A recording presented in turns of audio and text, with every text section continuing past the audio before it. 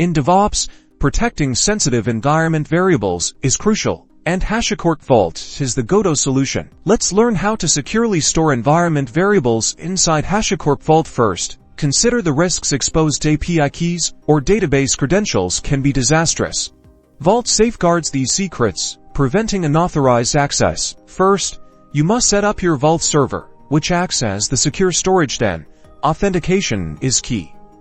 You usually start with a token configured with specific permissions to access your data. Next, come the secrets. You'll use Vault secrets engines to store your valuables. Key value stores are the primary tool, where environment variable names are paired with their sensitive values. Once the secrets are stored, inject them into your application at runtime. Automation is vital for this process. Importantly, secrets can be versioned, allowing for rollbacks when needed. Finally, regularly audit Vault logs, review access policies, and automate as much as possible, including access restrictions and secret lifecycle management. Secure your secrets and your environment.